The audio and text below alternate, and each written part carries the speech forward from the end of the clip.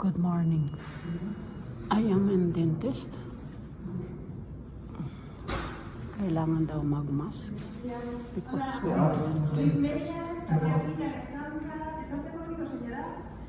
Soy en 308. Gracias, doctora.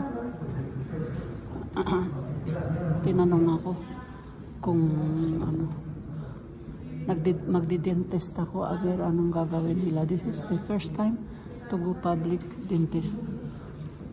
It's our socials SSS free.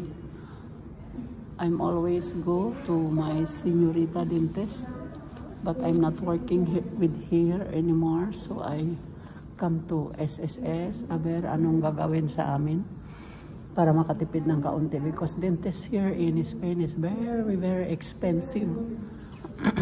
Kailangan daw mag-mask pag mga hospital now kasi ang daming may mga trangkaso, ubo, sipon.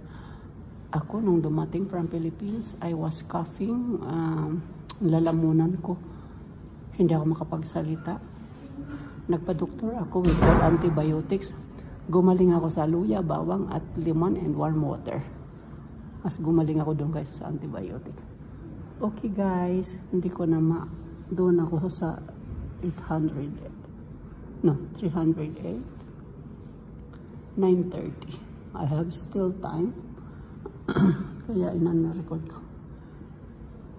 Odontolohiya. Yun yung pintuan na nasarado. Nagtatawag sila.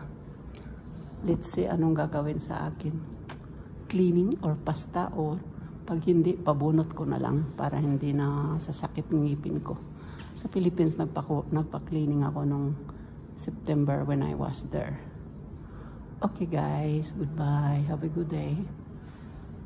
God bless us all.